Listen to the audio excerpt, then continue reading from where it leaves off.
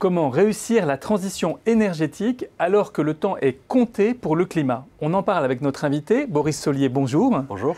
Vous êtes maître de conférence à l'Université de Montpellier et chercheur à l'Institut Louis Bachelier, où vous êtes responsable du programme de recherche sur la transition énergétique à la chaire économie-climat. Alors, en quoi la transition actuelle est-elle différente des transitions énergétiques que nous avons connues par le passé? Alors lorsqu'on regarde l'histoire des transitions énergétiques, on s'aperçoit que les transitions passées ont consisté non pas à substituer, mais à ajouter des nouvelles sources d'énergie aux sources préexistantes. Historiquement, le système énergétique était basé sur la biomasse et progressivement, on a ajouté à partir du 19e siècle les énergies fossiles qui ont commencé à être dominantes dans le système énergétique autour du 20e siècle. Et cet empilement des sources d'énergie a augmenté de façon considérable la quantité d'énergie disponible par habitant et a entraîné une augmentation significative des émissions de CO2 au cours des 2 derniers siècles. Alors, qu'est-ce qui est différent cette fois-ci, du coup, dans cette transition bas carbone? Quels sont ces enjeux, en fait?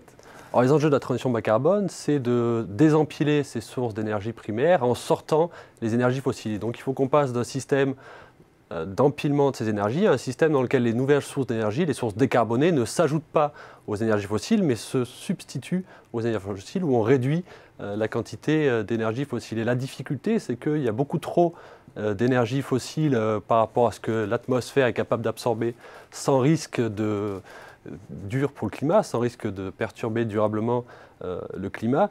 Et donc il faut qu'on réussisse à sortir de cette économie des fossiles dans un laps de temps qui est très court, parce que malgré les inerties des systèmes énergétiques, il faut beaucoup de temps pour passer d'une énergie dominante à l'autre. Il faut réussir à sortir dans un laps de temps très court, puisque le GIEC, le groupe des experts sur le climat, nous dit que pour respecter l'objectif de 2 degrés de l'accord de Paris, il faut réduire nos émissions de gaz à effet de serre significativement et arrêter d'émettre d'ici une quinzaine d'années. Oui, donc c'est vraiment renverser très vite la vapeur, c'est le cas de le dire, une quinzaine d'années. Et on n'a jamais fait donc ce type de révolution qui consiste non seulement à ajouter une nouvelle énergie, mais à en retirer une autre en même temps, et en si peu de temps. Alors comment parvenir à cette prouesse qui permettrait de sauver un peu le climat, ou en tout cas de réduire les effets du réchauffement? Alors c'est toute la difficulté de réussir à sortir dans un laps de temps très court des énergies fossiles. Il y a du progrès, on voit que les énergies renouvelables sont de plus en plus compétitives par rapport aux énergies fossiles, notamment dans le secteur électrique, mais la difficulté, c'est que les énergies fossiles vont faire de la résistance pendant longtemps. Et si on prend l'exemple du pétrole, si on voit actuellement le prix du pétrole augmente, parce que sa rareté augmente aussi, de plus en plus rare, donc son prix augmente. Et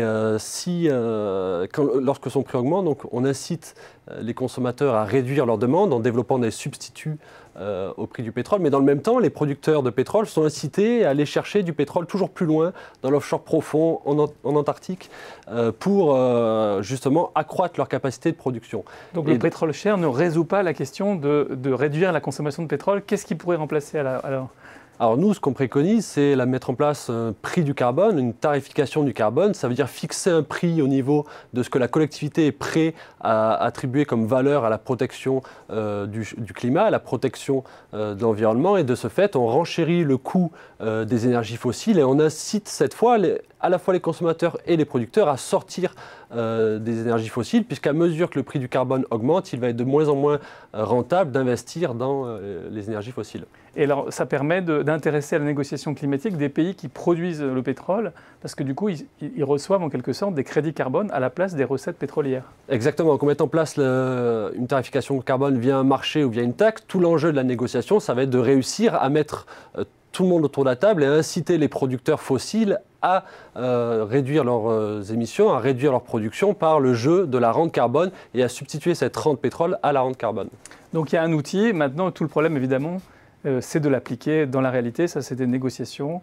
Et on va voir si ça peut avoir lieu dans les 15 prochaines années. Exactement. Boris Solier, merci pour votre éclairage. Merci à vous.